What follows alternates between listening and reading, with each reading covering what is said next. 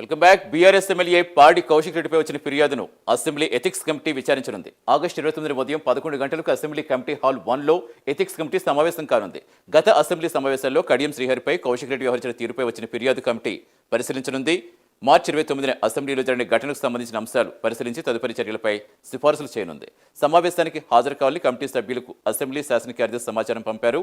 కౌశిక్ రెడ్డి వ్యవహారంలో ethics committee ఎలాంటి నిర్ణయం తీసుకుంటుందనేది ఆసక్తిగా మారింది. పూర్తి సమాచారం ఇచ్చేందుకు మా కరెస్పాండెంట్ చందు జరుగుతున్నారు. చందు, ఏం జరిగే అవకాశం ఉందనుకోవచ్చు, ఏం చెప్తున్నారు?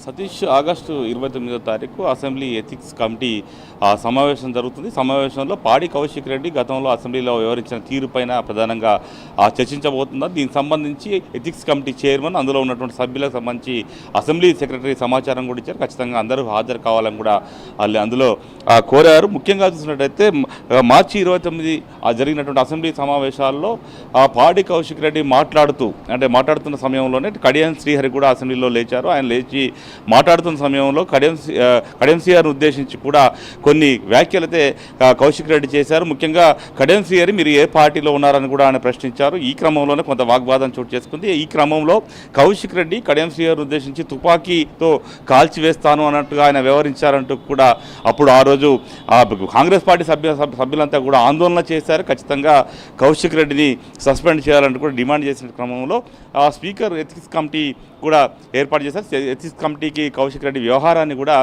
రిఫర్ చేసిన పరిస్థితి కనిపించింది. తాజాగా ఎథిక్స్ కమిటీ దీనిపై నిర్ణయం తీసుకుంది. కమిటీ కూడా ఏర్పాటు చేశారు. కమిటీ చైర్మన్గా రేవూరి ప్రకాష్ రెడ్డి ఉన్నారు. అందులో ప్రధానంగా బీఆర్ఎస్ పార్టీ శాసనసభ్యుడు వేముల ప్రశాంత్ రెడ్డి కూడా అందులో సభ్యులుగా ఉన్న నేపథ్యంలో ఈరోజు మాట్లాడుతూ అంటే ఖచ్చితంగా కౌశిక్ రెడ్డిపై చర్యలు తీసుకునేందుకు భాగంగానే ఎథిక్స్ కమిటీ ఈ నెల 29న సమావేశం అవుతున్నట్లుగా కూడా తెలుస్తూ ఉంది. ప్రధానంగా చూసినట్టయితే కౌశిక్ రెడ్డి వ్యవహారాన్ని కూడా అటు కాంగ్రెస్ సభ్యులు చాలా తీవ్రంగా తప్పుపడుతున్న పరిస్థితుల్లో బీఆర్ఎస్ కూడా అటాకింగ్ మొదలుపెట్టింది.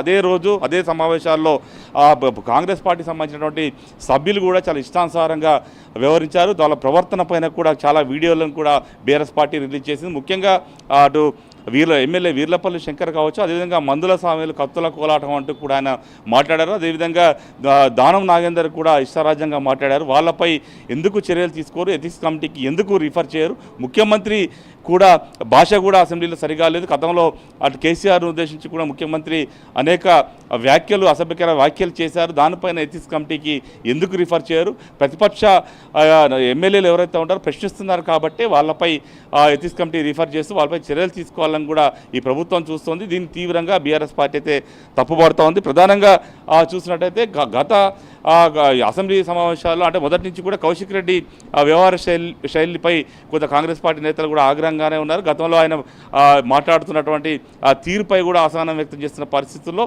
ఏదైతే కడియం శ్రీహరిని ఉద్దేశించి కౌశిక్ రెడ్డి చేసినటువంటి ఇష్యూ ఏదైతే ఉందో దాన్ని బేస్ చేసుకొని కూడా అసెంబ్లీ సమావేశాలు ఈ నెల సెప్టెంబర్ 7వ తారీఖు నుంచి కూడా జరగబోతున్న నేపథ్యంలో 29వ తారీఖు ఈ సమావేశంలో కౌశిక్ రెడ్డిని సస్పెండ్ చేస్తారా, లేకపోతే ఈ యొక్క సమావేశాలకే ఆయన్ను సస్పెండ్ చేస్తారా, లేకపోతే టోటల్ అంటే మిగతా ఏదైతే కాలం ఉందో పరిమితి ఉందో ఆయనకు ఉన్నటువంటి అసెంబ్లీ సమావేశాలు అంటే దాదాపు ఇంకా 2.5 సంవత్సరాలు కూడా రావచ్చు. కాబట్టి పూర్తి స్థాయిలో ఆయనను సస్పెండ్ చేస్తారనేది మాత్రం చూడాలి. ఎందుకంటే గతంలో బీఆర్ఎస్ పార్టీ అధికారంలో ఉన్నప్పుడు కూడా ఇటు సంపత్ కుమార్, కోమటిరెడ్డి వెంకటరెడ్డి విషయంలో కూడా అప్పుడున్నటువంటి బీఆర్ఎస్ ప్రభుత్వం కూడా ఆ రకంగానే వ్యవహరించింది. ముఖ్యంగా అసెంబ్లీ ఎథిక్స్ కమిటీకి రిఫర్ చేసి వాళ్ళని కూడా సస్పెండ్ చేయడం జరిగింది. సేమ్ ఈ పదే ఫార్ములాను కూడా బీఆర్ఎస్ కాంగ్రెస్ ప్రభుత్వం కూడా చేస్తున్నారు కూడా మనకు చాలా స్పష్టంగా కనిపిస్తోంది.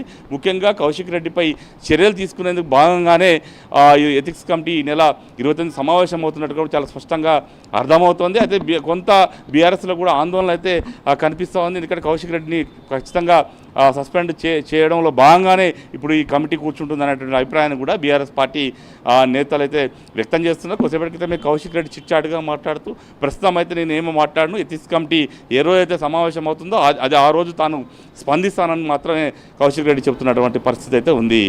Satish, right, thank you.